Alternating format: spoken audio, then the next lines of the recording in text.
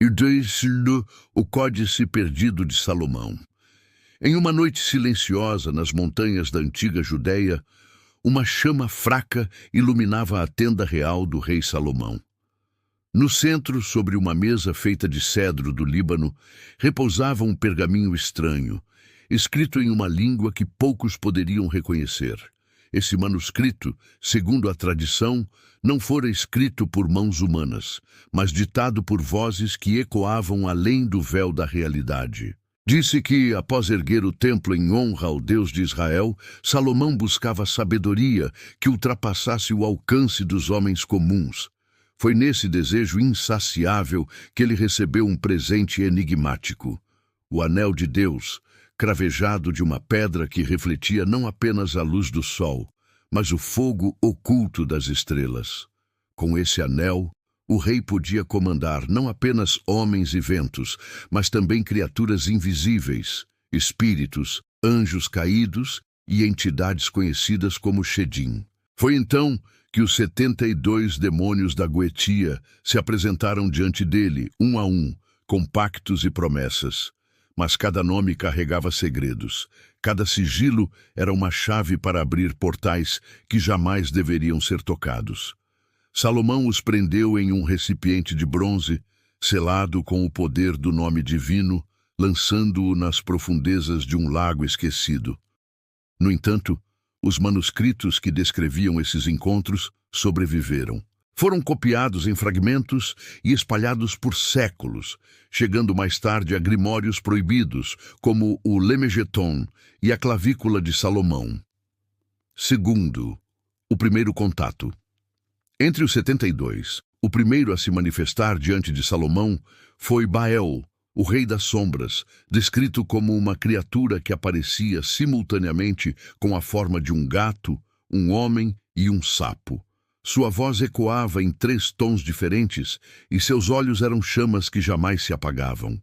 Baal se apresentou como Senhor do Invisível, capaz de ocultar exércitos inteiros. Ele ofereceu a Salomão poder para se mover entre mundos sem ser visto, mas em troca pediu algo que nenhum homem poderia dar: uma lembrança eterna de sua alma. O rei, astuto, usou o anel para forçá-lo a obedecer sem entregar nada em troca. Assim, Baal se tornou o primeiro a ser aprisionado no vaso de bronze. A cada novo encontro, um fragmento do mundo oculto era revelado. O rei descobriu que esses demônios não eram apenas monstros, mas ecos de antigos deuses esquecidos, entidades cultuadas em civilizações que o tempo havia apagado. Alguns vinham da Mesopotâmia, outros do Egito, outros ainda de terras além do mar, onde homens erguiam altares de pedra sob constelações diferentes. 3. Os senhores da Goetia. Com o tempo, Salomão catalogou cada um dos 72. Ele percebeu que não eram apenas espíritos dispersos, mas uma verdadeira hierarquia oculta, organizada em reis, príncipes, duques, marqueses, condes e cavaleiros. Reis, como Baal, Paimon, Belet e Asmodeus, governavam vastos exércitos e possuíam poderes sobre reinos inteiros. Príncipes, como Vassago e Estolas, eram guardiões de conhecimento secreto e guias dos astros. Duques e marqueses ofereciam riquezas, tesouros escondidos e segredos de guerra. Condes e cavaleiros, espíritos menores, mas ainda assim perigosos, capazes de ensinar artes, ciências e venenos. Entre eles, o mais fascinante era Paimon, o príncipe coroado, que se apresentava em um camelo majestoso, cercado por espíritos músicos. Sua voz era doce e terrível ao mesmo tempo, e ele ofereceu a Salomão um tratado de sabedoria sobre o universo. Muitos grimórios posteriores diriam que Paimon era o mais fiel entre os espíritos, mas também o mais ardiloso. 4. O segredo do espelho negro. Segundo uma tradição esotérica, Salomão não apenas controlava os demônios, mas conversava com eles através de um espelho negro feito de obsidiana. Diante do espelho, ele não via seu próprio reflexo, mas a forma verdadeira das entidades. Esse espelho, dizem alguns, sobreviveu através dos séculos, passando por alquimistas, feiticeiros e magos renascentistas, até cair nas mãos de ocultistas modernos. Sempre que alguém ousava olhar profundamente em sua superfície, via os sigilos ardendo em chamas invisíveis, como se cada demônio ainda esperasse por ser chamado novamente. V. A rebelião dos 72. Mas nenhum espírito se submete sem desejo de vingança. Em uma noite sem lua, quando Salomão se encontrava em profunda meditação, os 72 uniram suas vozes em um cântico de escuridão. Tentaram romper o selo do vaso de bronze e libertar-se. Salomão, percebendo o risco, reforçou a prisão com o poder do nome inefável, o Tetragramaton. Mas algo ocorreu. Parte da energia dos demônios escapou, espalhando sementes de escuridão no coração dos homens. Essa seria a origem, segundo algumas tradições ocultas, de impérios caídos, guerras sem sentido e corrupções que atravessaram a história. Sexto, o caminho da Goetia. Após a morte de Salomão, o vaso de bronze foi enterrado, mas nunca destruído. Disse que Alexandre, o Grande, encontrou-o em uma de suas campanhas, confundindo-o com um artefato de poder. Ao abri-lo, libertou parte dos espíritos, que passaram a influenciar seus generais e suas conquistas. Na Idade Média, monges e alquimistas tentaram recuperar o conhecimento salomônico, copiando pedaços dos grimórios proibidos.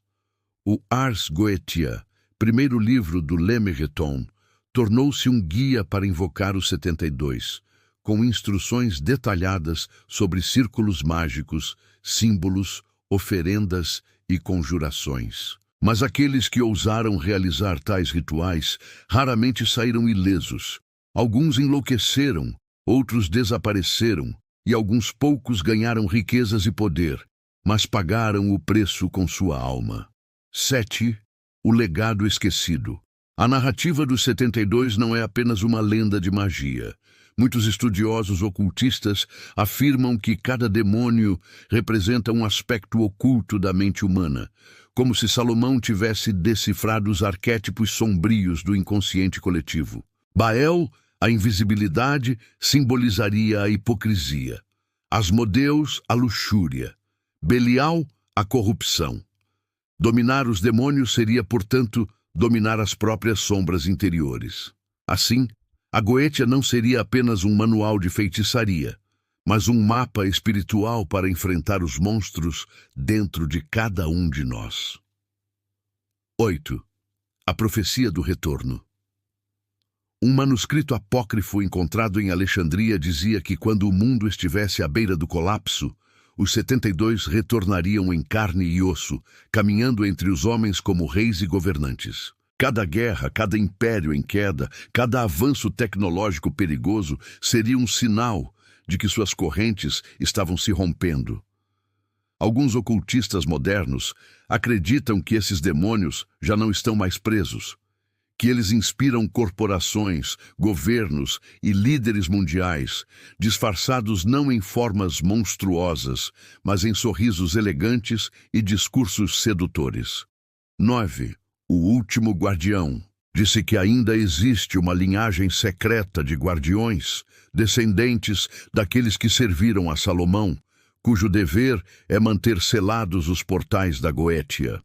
Esses guardiões não vivem em templos nem mosteiros, mas se escondem entre os homens comuns, carregando consigo fragmentos do anel de Salomão.